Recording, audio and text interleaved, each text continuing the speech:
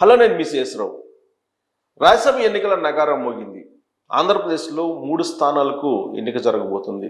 దీంతో తెలుగుదేశం పార్టీలో ఎవరికి ఆ 3 స్థానాలు దక్కబోతున్నాయి అనే దాని మీద విస్తృతంగా చర్చ జరుగుతుంది.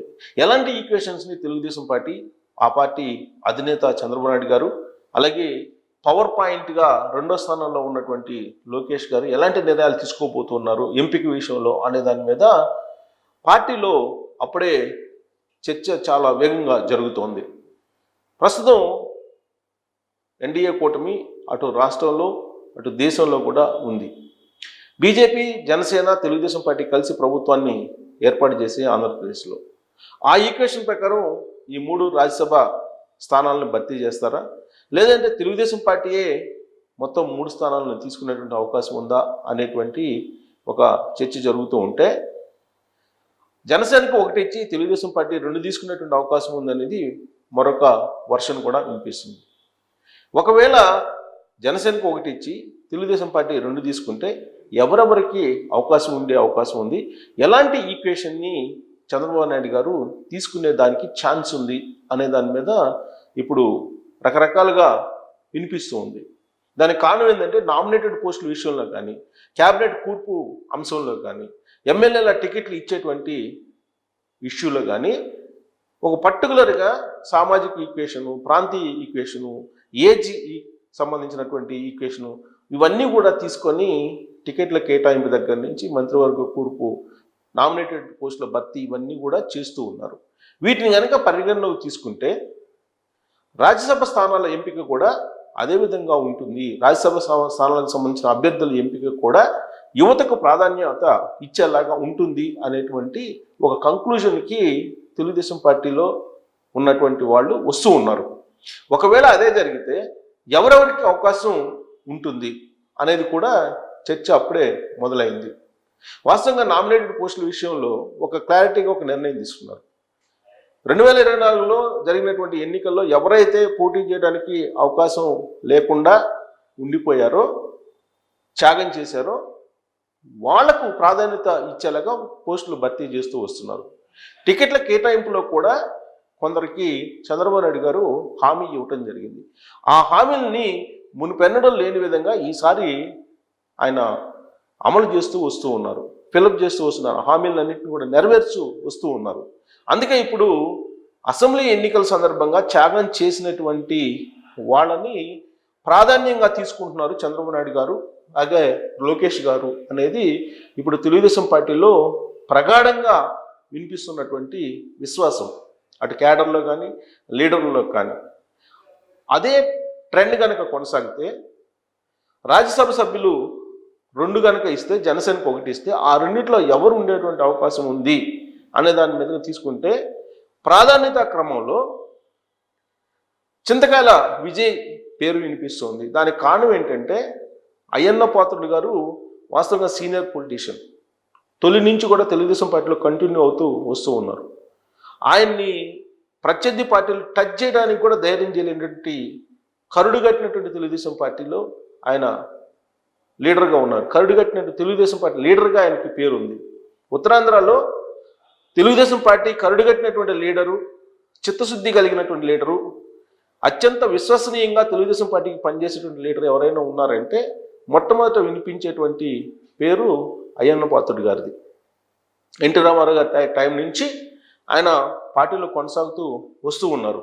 ఎర్రమనాయుడు గారు ఏ విధంగా అయితే తెలుగుదేశం పార్టీ సంబంధించినటువంటి కుటుంబ సభ్యుల్లో ప్రథమ భాగంలో ఉన్నారో, అదేవిధంగా అయ్యన్న పాత్రుడు గారు కూడా ఆ స్థానంలో ఉన్నారు. అప్పటి నుంచి కంటిన్యూ అవుతున్నారు. తెలుగుదేశం పార్టీ భావజాలం, తెలుగుదేశం పార్టీ సిద్ధాంతాలు, తెలుగుదేశం పార్టీకి సంబంధించినటువంటి అంశాలు పూర్తిగా జీర్ణించుకున్నటువంటి లీడర్ అయ్యన్న పాత్రుడు గారు.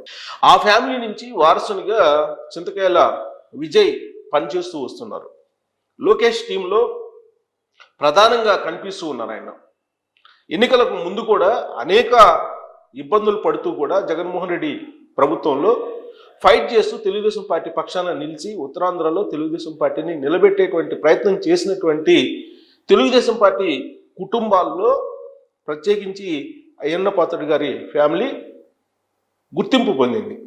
చంద్రబాబు నాయుడు గారి ఆదేశం మేరకు శిరసావహించి అక్కడ అనకాపల్లిలో బీజేపీ ఎంపీ గెలిచేలాగా అయ్యన్న పాత్రుడు గారి ఫ్యామిలీ పనిచేసింది. దానికి ప్రతిఫలంగా ఇప్పుడు అయ్యన్న పాత్రుడు గారి వారసుడిగా చింతకాయల విజయ్కి అవకాశం ఇస్తారు అని చెప్పి తెలుగుదేశం పార్టీలో విస్తృతంగా వినిపిస్తూ ఉంది. సో ఈ క్రమంలో ఆయనకి కొంతమంది ఏమో ఎమ్మెల్సీ అవకాశం ఇస్తారని, లేదు మరి కొంతమంది రాజ్యసభ ఆల్రెడీ ఇస్తామని చెప్పి గతంలోనే హామీ ఇచ్చారు. లోక్సభకు పోటీ చేయాలని ప్రయత్నం చేశారు అప్పట్లో అనకాపల్లి నుంచి. కానీ బీజేపీకి కూటమి షేరింగ్లో వెళ్ళిపోయింది కాబట్టి ఢిల్లీ రాజకీయాల్లోకి వెళ్ళాలని చెప్పి చింతకాయల విజయ్ కూడా ఇంట్రెస్ట్గా ఉన్నారు కాబట్టి రాజ్యసభకే అతన్ని పంపిస్తే బాగుంటుందనేటువంటి అభిప్రాయం తెలుగుదేశం పార్టీలో, పైగా యూత్ కోటాలో ఆయన ఎంపీ చేసిన అవకాశం ఉందనేది ఒకటి వినిపిస్తుంది. యనమల రామకృష్ణుడు గారు మాజీ మంత్రి, సీనియర్ పొలిటీషియన్, వాళ్ళ ఫ్యామిలీలో ఇప్పటికే 4-5 ఆల్రెడీ చట్టసభల్లో ఉన్నారు. అయినప్పటికీ కూడా చంద్రబాబు నాయుడు గారి ఆబ్లిగేషన్స్ లేదని చంద్రబాబు నాయుడు గారి పర్సనల్ ఇంట్రెస్ట్ తోటి యనమల రామకృష్ణ గారిని పరిగణలోకి తీసుకునే అవకాశం ఉంది అనేది కూడా మరొక వాదన తెలుగుదేశం పార్టీలో వినిపిస్తుంది. కానీ లోకేష్ సంబంధించినటువంటి కోటరీ కానీ, లోకేష్ సంబంధించినటువంటి అనుచరులు కానీ సీనియర్స్ని వీలున్నంత వరకు పక్కన పెట్టేసి పార్టీ కోసం ఉపయోగించుకొని సంస్థాగతంగా పార్టీని బలోపేతం చేసుకునేదానికి చట్టసభల్లో ప్రత్యక్ష ఎన్నికల్లో కొత్త జనరేషన్ తీసుకురావాలి అనేటువంటి కాన్సెప్ట్ తోటి వెళ్తున్నటువంటి క్రమంలో లోకేష్ గారి టీం అయితే సీనియర్స్కి కాకుండా జూనియర్స్కే, ఫ్రెషర్స్కి ప్లస్ వారసులకి అవకాశం ఇచ్చే అవకాశం ఉంది అనేది కూడా ఒకటి వినిపిస్తూ ఉంది. అలాంటి డిమాండ్, అలాంటి అభిప్రాయాన్ని కూడా వ్యక్తం చేస్తున్నారు. ఈ ఈక్వేషన్లు కనుక ఒకవేళ సీనియర్స్ని పక్కన పెట్టేటైతే యనమల రామకృష్ణ గారిని పక్కన పెట్టే అవకాశం ఉంది. ఎందుకంటే వాళ్ళ ఫ్యామిలీలో ఆల్రెడీ ఇప్పటికే 4-5 ఆల్రెడీ రాజకీయంగా లబ్ధి పొంది ఉన్నారు. ఇక మరొక పేరు అశోక్ గజపతిరాజు గారు, సీనియర్ పొలిటీషియన్. ఆయన కూడా తెలుగుదేశం పార్టీ నుంచి మొదటి నుంచి ఉంటూ ఉన్నారు. ఆయన కూడా ఉత్తరాంధ్రే. యనమల రామకృష్ణ గారు కూడా ఉత్తరాంధ్రే. అశోక్ గజపతిరాజు గారు సీనియర్ పొలిటీషియన్, కేంద్ర మాజీ మంత్రిగా చేశారు. మచ్చలేనటువంటి నాయకుడిగా కూడా ఆయనకి పేరుంది. గత అసెంబ్లీ ఎన్నికల్లో ఆయన కుమార్తెకి సీటు ఇప్పించుకున్నారు. సో కాబట్టి ఆయన ప్రత్యక్ష ఎన్నికల్లో పోటీ చేయడానికి అంత ఇంట్రెస్ట్గా లేరు అనేది కూడా అప్పట్లో వచ్చినటువంటి న్యూస్. అయితే ఇప్పుడు నామినేటెడ్ పోస్ట్ కాబట్టి రాజ్యసభ ఎన్నికలకు సంబంధించి, రాజ్యసభ అభ్యర్థి ఎంపికకు సంబంధించి అసెంబ్లీలో ఎమ్మెల్యేలు ఎక్కువగా ఉన్నారు కాబట్టి అభ్యర్థుల ఎంపిక విషయంలో రాజ్యసభకు అశోక్ గజపతిరాజు గారి పేరుని తీసుకునే అవకాశం ఉంది అనేది కూడా ఒకటి వినిపిస్తుంది. చంద్రబాబు నాయుడు గారు ఎంపిక చేసినటువంటి రాజ్యసభ సభ్యులు గతంలో వాళ్ళు రాజ్యసభ పదవిని అనుభవించి ఆ తర్వాత పార్టీలో ఉండకుండా వెళ్ళిపోయారు. పార్టీ సంక్షోభంలో ఉన్నప్పుడు చాలామంది రాజ్యసభ పదవులను అనుభవించి పార్టీ నుంచి వెళ్ళిపోయి పార్టీకి ప్రతికూలంగా పనిచేసినటువంటి వాళ్ళు ఉన్నారు. అంటే చంద్రబాబు నాయుడు గారి ఎంపికలో ఎక్కడో లోపం ఉంది అని చెప్పి పార్టీలోని అంతర్గతంగా చాలా కాలంగా వినిపించేటువంటి అభిప్రాయం. దానికి భిన్నంగా ఈసారి అసెంబ్లీ ఎన్నికల్లో టికెట్ల విషయంలో కానీ, నామినేటెడ్ పోస్టుల విషయంలో కానీ రాబోయేటువంటి రోజుల్లో రాజ్యసభ అభ్యర్థుల ఎంపికలో కూడా పాటించేటువంటి అవకాశం ఉంది. దానికి కారణం ఏంటంటే లోకేష్ గారి అభిప్రాయాన్ని కూడా సెకండ్ ఒపీనియన్ కింద తీసుకొని ఫైనల్ చేస్తున్నారు అనేది కూడా వినిపిస్తుంది. ఇక సామాజిక ఈక్వేషన్లు, ప్రాంతీయ ఈక్వేషన్లు తీసుకుంటారా అని అంటే ఇప్పుడు ఆల్రెడీ ఉత్తరాంధ్ర అలాగే బీసీలకి ఇచ్చేటువంటి అవకాశం ఉంది. ప్రధానంగా బీసీలకు సంబంధించి ప్రాధాన్యత ఇస్తూ ఉంటుంది తెలుగుదేశం పార్టీ కాబట్టి బీసీలకి ఒకటి ఇచ్చేటువంటి అవకాశం ఉంది. మరొకటి ఆల్రెడీ గల్లా జయదేవ్కి ఆల్రెడీ హామీ ఇచ్చున్నారు. గల్లా జయదేవ్ వివిధ కారణాల దృష్ట్యా గుంటూరు నుంచి 3వసారి పోటీ చేయడానికి ఆయన ఇష్టపడలేదు. స్వచ్ఛందంగా ఆయన రాజకీయాల నుంచి వైదొలుగుతున్నానని చెప్పారు. అయితే ఇప్పుడు మారినటువంటి రాజకీయ పరిస్థితుల దృష్ట్యా రాష్ట్రంలో, కేంద్రంలో మళ్ళీ ఆయన ప్రత్యక్ష రాజకీయాల్లోకి ఎంటర్ కావాలనేటువంటి ఇంట్రెస్ట్ తోటి ఉన్నారు. ఆ మేరకు చంద్రబాబు నాయుడు గారితో కూడా తన అభిప్రాయాన్ని పంచుకున్నట్టు కూడా తెలుస్తుంది. సో ఈ ప్రచారం నిజమైతే కనుక గల్లా జయదేవ్ గారికి రాజ్యసభకి ఎంపిక చేసేటువంటి అవకాశం ఉంది. ఇక జనసేనకి వెళ్ళేటువంటి కోటాలో ఆల్రెడీ నాగబాబు గారి పేరు వినిపిస్తూ ఉంది. నాగబాబు గారికి ఇచ్చేటువంటి అవకాశం ఉంది అని చెప్పి కూడా తెలుస్తుంది. అందుకే ఆయనకి నామినేటెడ్ పోస్టులో కూడా ఎక్కడ ఆయన పేరు వినిపించలేదు. రాజ్యసభకే ఆయన్ని పంపించేటువంటి అవకాశం ఉందని చెప్పి జనసేనలో చాలా బలంగా వినిపిస్తుంది. సో కాబట్టి 3 రాజ్యసభ స్థానాలకు సంబంధించి అటు జనసేన కానీ ఇటు తెలుగుదేశం పార్టీ ఈక్వేషన్ కానీ ఆ విధంగా ఉండేటువంటి ఛాన్స్ ఉందని చెప్పి ఆ పార్టీల్లో చర్చ జరుగుతుంది. ప్రస్తుతానికైతే బీజేపీకి మాత్రం ఈసారి కోటాలో అవకాశం ఉండే అవకాశం లేదు, ఛాన్సే లేదు.